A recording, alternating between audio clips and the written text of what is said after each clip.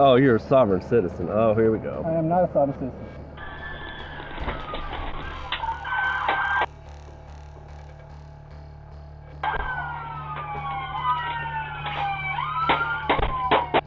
This is the exact moment a routine traffic stop for an expired registration derails into a fatal standoff. Today on Critical Incident Report, we are breaking down the dangerous psychology of paper terrorism and what happens when imaginary case law meets a physical police extraction. What is this?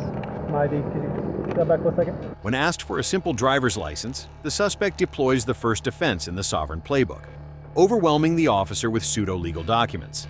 This is a tactic designed to confuse and stall. Notice his immediate defensive reaction when the deputy correctly identifies his ideology. Wait. What is this? Is not your driver's license. What is this? It's my identification. Could you step back for a second, please? No, you already opened your door. It's I'm not okay. stepping back. So let me tell you this, okay? You can go to jail for your registration and your stoplight being out. Give me your driver's license so I can write you a warning and let you go. You got a supervisor? You have a supervisor come out, please. No, that's not how it works. Do you have your driver's license? You have a supervisor come out, please. Do you have a driver's license? This is not your identification. I need your supervisor to please. No.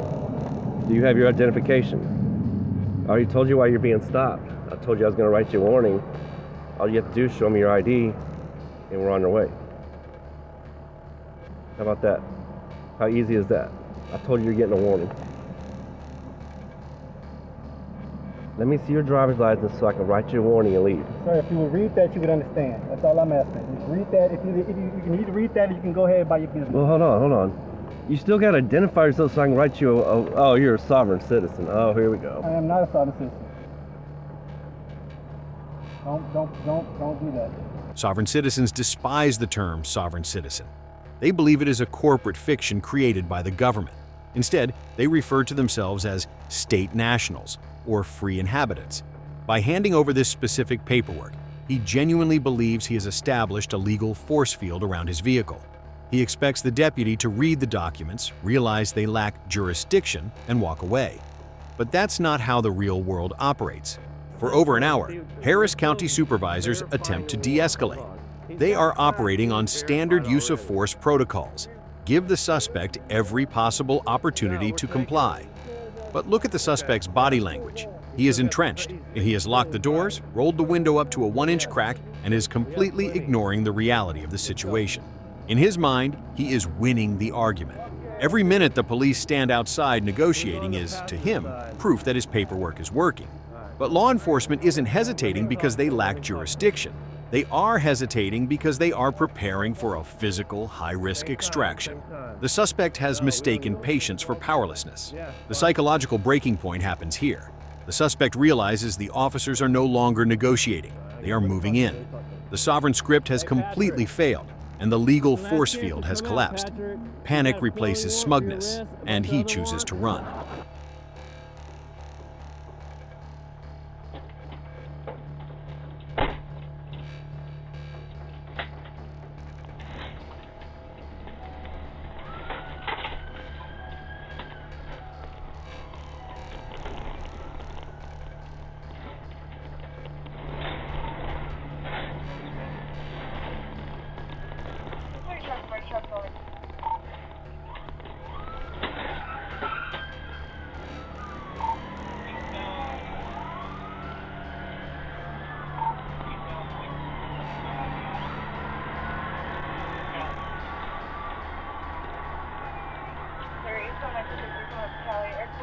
Looking at the map, this side street is not a dead end.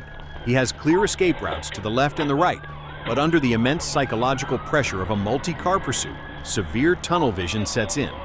Instead of taking the out, his decision-making completely degrades. He executes a chaotic, high-risk U-turn, driving head-on back into the path of the responding units.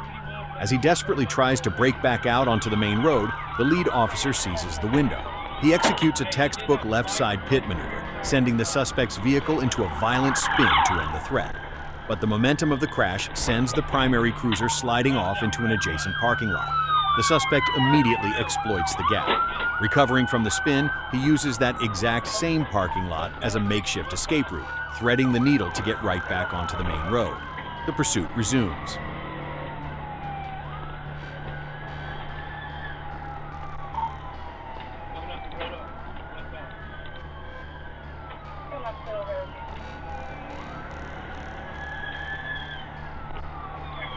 Back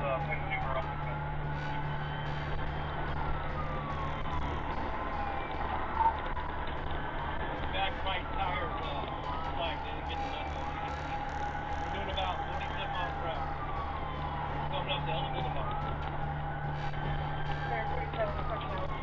Come up at the intersection. Yeah, hit him, man. He's doing safe. He's got a hit. He's losing his back rim. All his tires came out and going through over.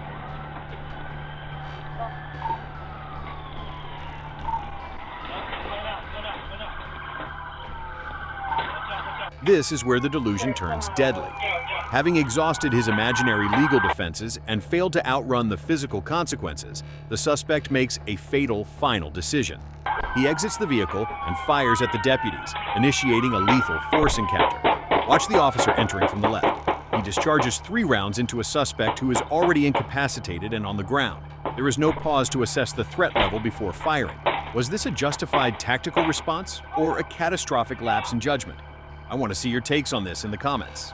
The tragedy of the sovereign citizen ideology is that it convinces everyday people that they can simply opt out of the law through magic words and printed PDFs. But when those magic words fail, the resulting reality check is often violent, and in this case, completely irreversible. The sovereign script always ends in disaster. I want your tactical breakdown. Was that pit maneuver next to an open parking lot a massive oversight, or was the suspect's escape completely unpredictable?